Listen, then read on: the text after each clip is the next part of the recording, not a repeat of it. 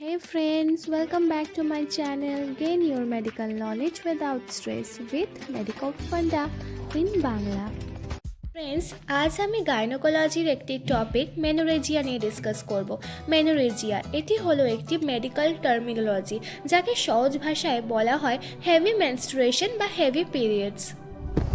তো ফ্রেন্ডস, চলো এবার আমরা দেখে নিই মেনোরেজিয়া কাকে বলে, মেনোরেজিয়ার কজেশন কী কী কারণে হয় এবং এই মেনোরেজিয়ার ডায়াগনোসিস আমরা কিভাবে করব। তো চলো শুরু করি। ভিডিও শুরু করার আগে তোমাদের কাছে একটাই রিকোয়েস্ট, তোমরা আমার এই চ্যানেলটিকে অবশ্যই সাবস্ক্রাইব করো। মেনোরেজিয়া এই মেডিকেল টার্মিনোলজিকে আরেক নাম হাইপারমেনোরিয়াও বলা হয়। মেলদের ক্ষেত্রে মেনার্কের পর মানে মেনস্ট্রুয়েশন সাইকেল শুরু হওয়ার পর কিছু কিছু ক্ষেত্রে মেনস্ট্রুয়েশন সাইকেলে সাইক্লিক ব্লিডিং নর্মাল ইন্টারভেলে তো হয়, কিন্তু যে ব্লিডিংয়ের যে অ্যামাউন্ট থাকে সেটা excessive in amount or duration is more, মানে আমাদের নর্মাল যে ব্লিডিংয়ের অ্যামাউন্ট থাকে সেটা হয় হচ্ছে 20 থেকে 80 ml এর মধ্যে, কিন্তু কোনো কারণে যদি ওটা বেড়ে 80 ml এর বেশি হয়ে যায় এবং ডিউরেশনটা যেটা নর্মাল সাধারণত 5 থেকে 4 দিন পর্যন্ত হয়, কিন্তু সেটা যদি বেড়ে 7 দিন থেকে বেড়ে 10 দিন 15 দিন এবং কিছু কিছু ক্ষেত্রে 1 মাসও চলে যায়, সেই কন্ডিশনটাকে আমরা বলি মেনোরেজিয়া। তো সহজ কথায় আমরা বলতে পারি মেনোরেজিয়া হলো the amount of menstrual bleeding and duration is more than normal menstrual cycle. এবার আমরা ডিসকাস করব মেনোরেজিয়া মানে হেভি মেনস্ট্রুয়েশন বা হেভি পিরিয়ডস কী কী কারণে হতে পারে। ফিমেল দেহের বিভিন্ন প্যাথোলজিক্যাল এবং ফিজিওলজিক্যাল ডিস্টারবেন্সের কারণে হতে পারে। সেই কজেশনগুলোকে দুটো টাইপসে ভাগ করা হয়, একটা হচ্ছে অর্গানিক আর একটা হচ্ছে ফাংশনাল।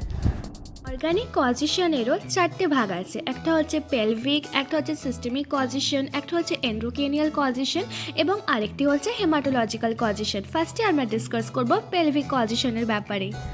পেলভিক কজ মানে পেলভিক রিজিয়নে কোনো রকম কনজেশনের কারণে বিভিন্ন রকমের প্যাথোলজিক্যাল ডিজিজ বা কন্ডিশন গ্রোথ হয়।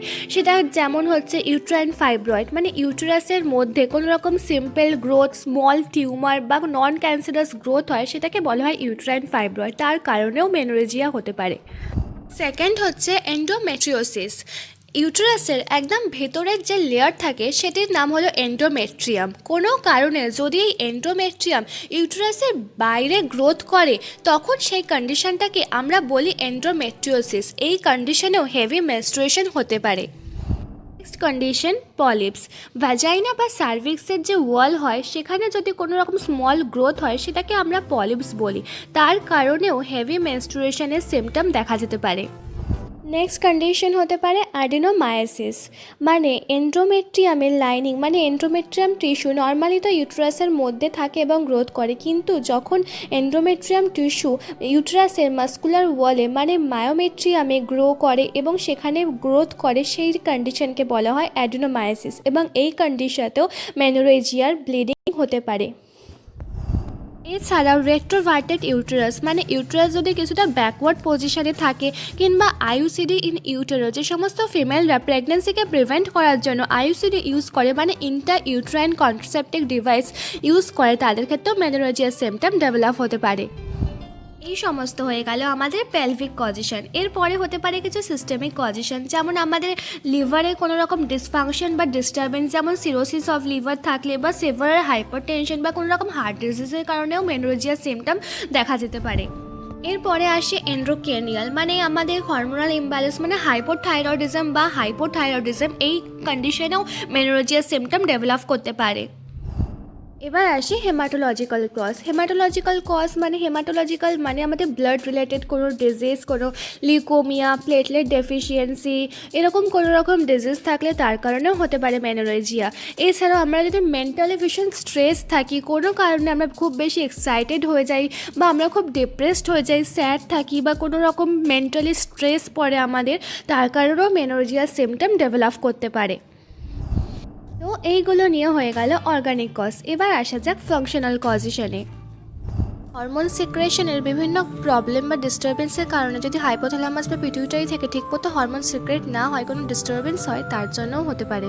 এছাড়াও বিভিন্ন মেডিকেশনের জন্য হতে পারে, যেমন কেউ যদি প্রেগন্যান্সি প্রিভেন্ট করার জন্য কোনো কন্ট্রাসেপটিভ পিল নেয়, তাতে যে ইস্ট্রোজেন এবং প্রোজেস্টেরন লেভেল থাকে, স্পেশালি মিনি পিল যে কন্ট্রাসেপটিভ পিল, তার কারণেও মেনোরেজিয়ার সিমটম ডেভেলপ করতে পারে।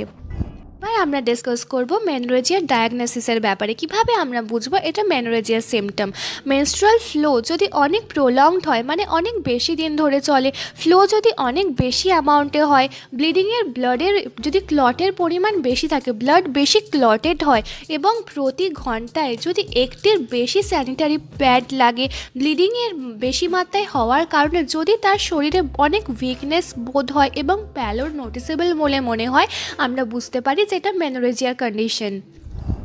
লাস্টে আমরা ট্রিটমেন্ট নিয়ে কথা বলবো। মেনোরেজিয়ার ট্রিটমেন্টের জন্য আমাদের ফার্স্টে আইডেন্টিফাই করতে হবে যে ওটা কোন কজিশনের জন্য হচ্ছে, কোন কারণে তার মেনস্ট্রুয়াল ফ্লোটা বেশি মাত্রায় হচ্ছে বা ডিউরেশন বেশি হচ্ছে, তারপরেই আমরা তার ট্রিটমেন্ট করতে পারবো।